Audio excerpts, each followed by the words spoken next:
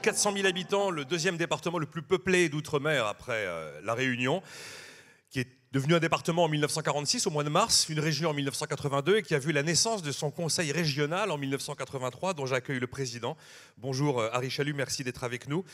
23% de chômage tout de même. Et alors vous verrez, je vous réserve une petite surprise pour la fin de notre petite discussion. On parle de la Guadeloupe. Est-ce que je me trompe si je dis que vous êtes le vrai patron de la Guadeloupe? Non, ce sont tous les Guadeloupéens les vrais patrons. Car pour réussir, c'est ensemble qu'on doit le faire. On va évoquer les enjeux du développement économique du département région d'outre-mer dont vous êtes le président du conseil régional. Donnez-moi une petite photographie de la situation au moment où nous parlons. Il y a eu 2 terribles ouragans. Il y a eu Matthews en 2016. Où en est aujourd'hui l'île, et notamment pour son agriculture qui dépend très largement de la banane et de la canne à sucre? Après le passage d'Irma et de Maria, la Guadeloupe se relève doucement. Nous avons eu une très forte solidarité, nous avons eu des apports de l'État, mais surtout une implication forte de la région Guadeloupe. Je ne parlais pas d'agriculture sans parler de pêche et d'élevage, car aussi ce sont des secteurs qui ont été durement touchés, surtout la pêche. Et vous savez que nous n'avons pas beaucoup de moyens pour les accompagner, surtout avec les clauses européennes. Mais aujourd'hui, nous sommes sur la bonne voie, ça se relève doucement. Nous voulons même atteindre fin 2018 les 100 000 tonnes de bananes. J'espère que le gouvernement nous accompagnera, ça va créer 500 emplois sûrs. Donc nous sommes sur la bonne voie aujourd'hui en Guadeloupe. C'est un obstacle pour vous, l'Europe, aujourd'hui? Les choses ont beaucoup avancé. Nous étions dernièrement en Guyane, sur les régions ultra-périphériques. Nous avons reçu la visite pour la première fois en Outre-mer du président Jean-Claude Juncker, qui nous a fait un discours vraiment encourageant concernant un peu les flottes des marins, surtout pour les marins. Et nous avons la chance aussi que l'Europe a été condamnée par la Cour européenne de justice et sur l'article 149 disant que nous ne sommes pas assez accompagnés. Il y a des choses qui se passent sur les autres régions ultrapériphériques, notamment Madère, Açores et Canaries, que nous ne retrouvons pas. Mais j'ai quand même à cœur de voir les choses évoluer, surtout qu'aujourd'hui, les présidents de la Guyane, la Réunion, la Martinique, la Guadeloupe, on s'entend très bien, on travaille ensemble. D'accord. Et nous avons une conférence que nous avons mis en place entre nous de manière à discuter des problèmes et que nous rencontrons dans nos régions. En tout cas, par rapport à d'autres terres que vous avez citées, vous avez le sentiment de ne pas être traité de la même manière, ou en tout cas pas avec les mêmes égards. Je ne dirais pas, vous savez, même si nous avons des spécificités qui se recollent, mais chaque région a ses spécificités. Ce qui est important aussi, c'est la collaboration entre élus, savoir venir ici, au niveau des ministères, au niveau du président de la République, discuter d'une seule voix pour faire avancer nos dossiers. C'est ce que nous avons fait à Bruxelles concernant la RGEC, où nous avons eu gain de cause en travaillant avec les professionnels. Concernant la quoi, vous dites là? La RGEC, Règlement général d'exemption par catégorie, où on avait intégré l'octroi de mer, et ce qui aurait mis en difficulté beaucoup d'entreprises. Donc les choses ont été réglées, les choses avancent pour nous.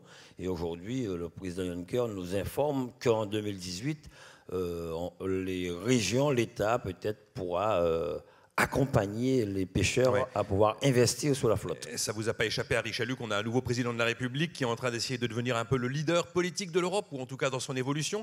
Il y a des assises qui sont ouvertes. On a entendu la ministre tout à l'heure. Est-ce que vous avez le sentiment que vous êtes à un tournant, qu'il va se passer des choses concrètes? Vous savez, il y a des réformes qui font très mal, mais on en a besoin à certains moments. Je pense... Une ou deux que vous avez en tête, qui feraient très mal, mais dont vous avez besoin? Bon, sur l'emploi, je sais que ça fait très mal, mais c'est normal. Comment ça fait mal? Qu'est-ce qui fait mal? Non, parce que, bon, vous savez, c'est un dossier très important. Sur l'éducation aussi, il faut y aller. Aujourd'hui, y aller, qu'est-ce qui fait mal? Dites-moi. Il faut changer. Il y a des choses à changer, allez-y. Notamment sur le bac, comme la proposition actuellement faite par M. Blanquer. Sur le bac, il faudrait un peu revoir le bac. J'ai entendu parler de la fuite des cerveaux à l'instant. Je suis désolé, il y aura toujours la fuite des cerveaux. Je prends l'exemple de la Guadeloupe, de la Martinique.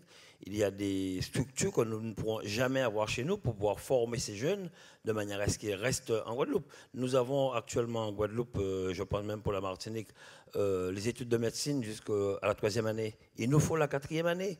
Vous n'avez pas la 4e année. On ne l'a pas encore, on essaie de le mettre en place, mais est-ce que dans 5-6 ans, on aura autant de jeunes pour pouvoir poursuivre ces 4e années? Donc il faudrait porter une grosse réflexion là-dessus. Pour vous, l'impulsion sera politique et elle viendra de Paris? Forcément politique et elle viendra de Paris? Forcément avec de la dépense publique? Forcément avec de la subvention?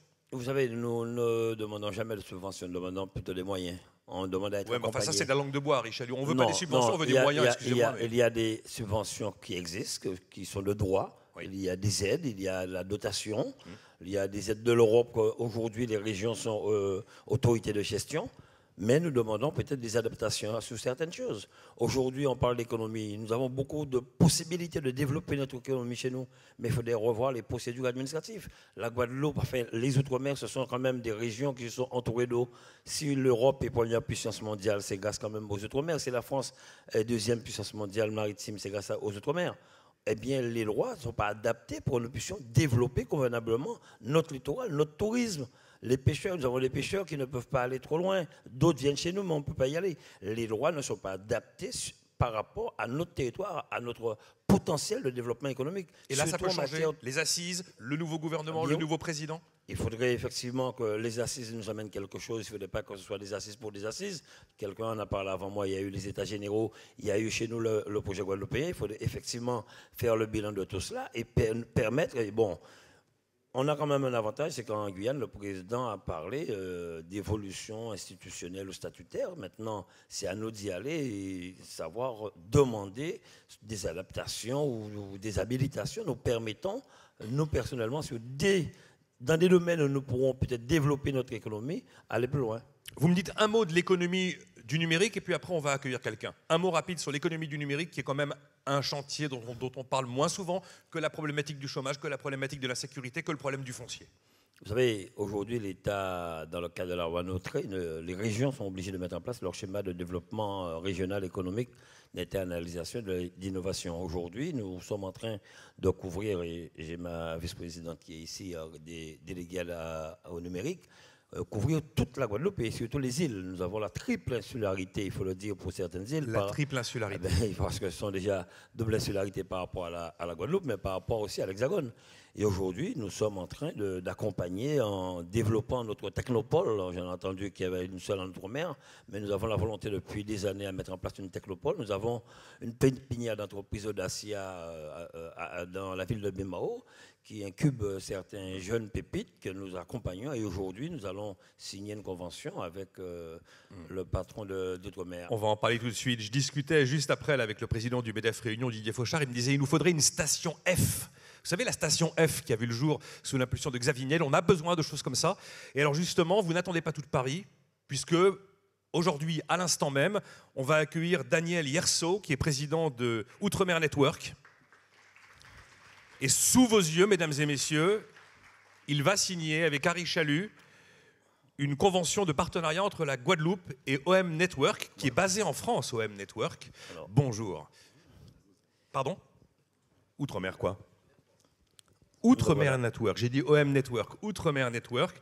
Vous allez donc signer, je vous laisse nous en dire un mot, Harry Chalut, signer une convention pour faciliter l'insertion des jeunes Guadeloupéens vers le marché du travail.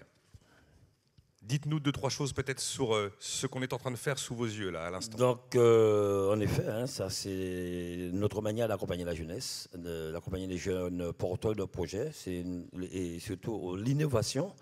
Et quand j'ai découvert avec mes collaborateurs un peu ce que faisait monsieur Yerso, Daniel Yerso, à la station Outre-mer Network. Donc ça nous a vraiment enchanté. Nous avons voulu signer avec lui une convention de partenariat que j'espère durera très très longtemps. Et en présence de ma vice-présidente déléguée au numérique, au NTIC. Bienvenue, voilà. Madame.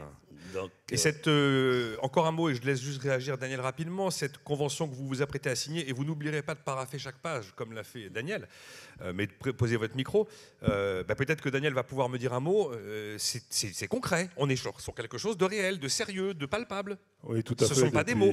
Depuis le mois de juillet, on est ravis de participer à cette magnifique aventure sur le plus gros campus de start-up du monde. Station F. pas mal de régions qui nous ont rejoints et le président de la région Guadeloupe a voulu vraiment s'impliquer très fortement, s'est déplacé. On a le plus gros contingent de start-up sont guadeloupéennes. C'est pas de l'attractivité particulière ou du marketing territorial. Il y a vraiment des très belles boîtes. D'ailleurs, il y en a quelques-unes qui sont dans cette salle. Donc on compte sur le président de région, bien sûr, pour les appuyer parce qu'elles vont se développer. On ne vient pas capter aussi de la richesse. Ce sont des gens qui vont pouvoir avoir des contacts avec Microsoft, vous n'en captez pas, vous en apportez. Privé, Facebook, qui vont revenir dans les territoires. Et on vous attend le 14 décembre sur Innovation Outre-mer à Station F. D'ailleurs, Nicolas Do, je vous fais aussi une invitation. On serait ravis de vous avoir avec nous. Merci infiniment. Il y a une subvention de la région de Guadeloupe qui est d'un montant de, rappelez-moi le montant de la subvention. 50 000 euros. 50 000 euros, subvention de la région Guadeloupe. Déjà voté. Déjà voté. Donc pour vous, aujourd'hui, signature de cette convention entre Outre-mer Network et la région de la Guadeloupe. Merci infiniment d'avoir été avec nous. Un dernier mot, nous avons mis en place plusieurs prêts dédiés pour accompagner les jeunes.